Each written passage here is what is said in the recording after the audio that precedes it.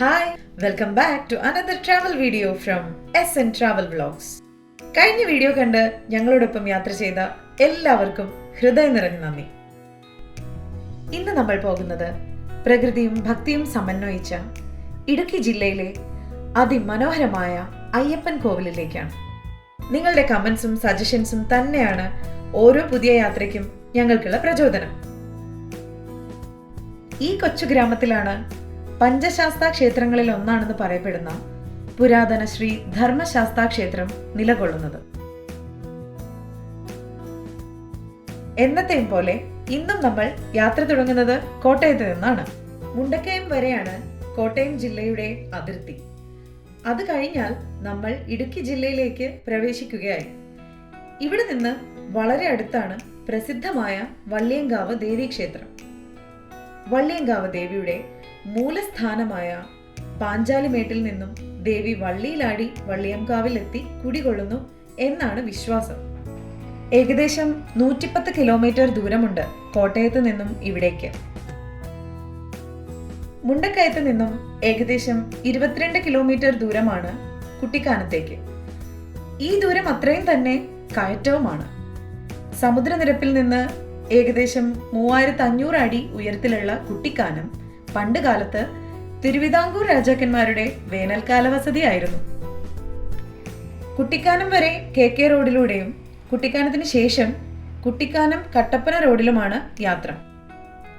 ഇവിടെ നിന്ന് വഴി രണ്ടായി പിരിഞ്ഞ് ഒന്ന് പാമ്പനാർ വണ്ടിപ്പെരിയാർ പെരിയാർ വഴി കുമളിക്കും, മറ്റൊന്ന് ഏലപ്പാറ ചിന്നാർ മേരികുളം വഴി കട്ടപ്പനയ്ക്കും പോകുന്നു.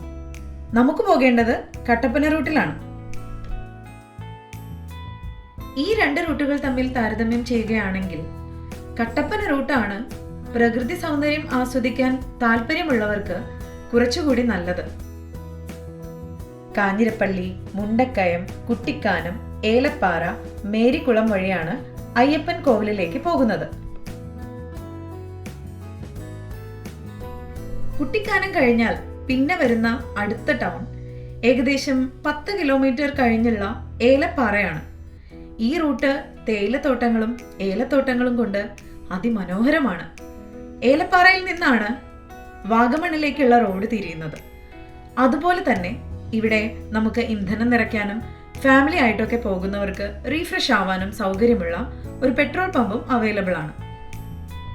സമയമുള്ളവർക്ക് ഈ യാത്രയിൽ ഉൾപ്പെടുത്താവുന്ന മറ്റു ചില ടൂറിസ്റ്റ് സ്പോട്ടുകളാണ് പരുന്തുംപാറ, പീരുകുന്ന ഹിൽ വ്യൂ, അമ്മച്ചി കൊട്ടാരം, പിന്നെ തിരുവിതാംകൂർ രാജാക്കന്മാരുടെ കാലത്ത് വെടിക്കോപ്പുകളും മറ്റും സൂക്ഷിക്കുന്നതിനായി നിർമ്മിച്ചതെന്ന് പറയപ്പെടുന്ന തോട്ടാപുര, പാഞ്ചാലിമേട് തുടങ്ങിയവ.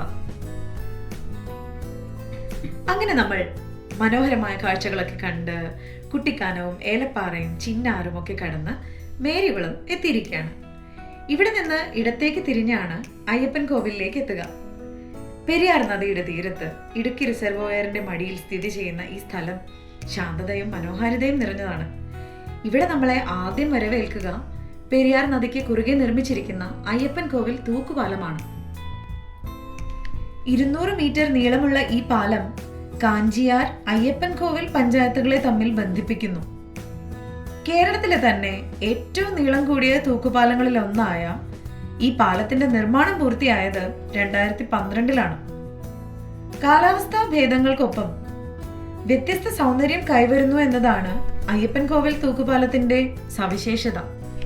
ഇവിടെ നിന്നും നമുക്ക് അയ്യപ്പൻ കോവിൽ പുരാതന ധർമ്മശാസ്താ ക്ഷേത്രത്തിലേക്ക് പോകുവാനായി 2 മാർഗങ്ങളാണുള്ളത്. ഒന്നുകിൽ തൂക്കുപാലം വഴി നടന്ന് അമ്പലത്തിലേക്ക് പോകാം.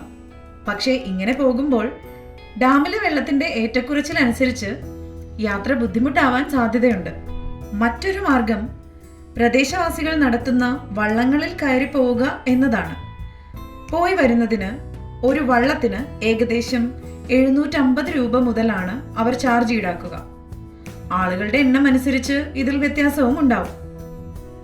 പ്രകൃതി ഭംഗി ഇഷ്ടപ്പെടുന്നവർക്ക് വൺ ഡേ ഔട്ടിങ്ങിന് തിരക്കും ബഹളവും ഒന്നുമില്ലാതെ വന്ന് തൂക്കുപാലത്തിൽ നിന്നുള്ള മനോഹരമായ വ്യൂ ഒക്കെ എക്സ്പീരിയൻസ് ചെയ്യാൻ പറ്റിയ ഒരു ഇടമാണ് അയ്യപ്പൻ കോവിൽ.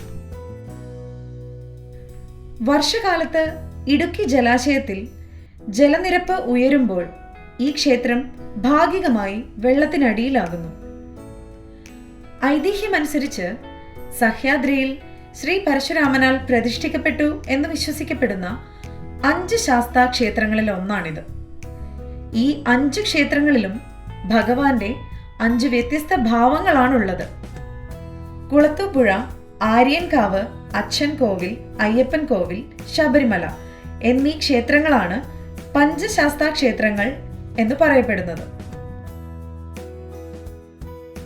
ഈ അടുത്തായി കരയിൽ നിന്നും ക്ഷേത്രത്തിലേക്ക് ദർശനത്തിന് പോകുവാനായി ഒരു മേൽപ്പാലം നിർമ്മിച്ചിട്ടുണ്ട്. അതിനു മുൻപ് വള്ളത്തിലൂടെ മാത്രമേ ക്ഷേത്രത്തിലേക്ക് പോകാൻ കഴിഞ്ഞിരുന്നുള്ളൂ. ഇപ്പോൾ ഈ മേൽപ്പാലം വഴിയോ വള്ളത്തിലൂടെയോ വർഷകാലത്ത് ദർശനം സാധ്യമാണ്. ഊരാളി, മലയരയൻ, മന്നാൻ എന്നീ ആദിവാസി ഗോത്രങ്ങൾക്കാണ് ഈ ക്ഷേത്രത്തിന്റെ അവകാശം എന്ന് വിശ്വസിക്കപ്പെടുന്നു. 17-ാം നൂറ്റാണ്ടിൽ മധുര ഭരിച്ചിരുന്ന തിരുമല നായ്ക്കർ ഇവിടെ വേട്ടയ്ക്ക് വരികയും ക്ഷേത്രം കാണുകയും തുടർന്ന് ക്ഷേത്രത്തിനാവശ്യമായ സഹായങ്ങൾ നൽകുകയും ചെയ്തു എന്നുള്ളതിനുള്ള തെളിവുകളാണ് ക്ഷേത്ര പരിസരങ്ങളിൽ കാണുന്ന ശിലാലിഖിതങ്ങൾ. അപ്പോൾ എല്ലാവർക്കും ഇന്നത്തെ വ്ലോഗ് ഇഷ്ടപ്പെടുമെന്ന് പ്രതീക്ഷിക്കുന്നു.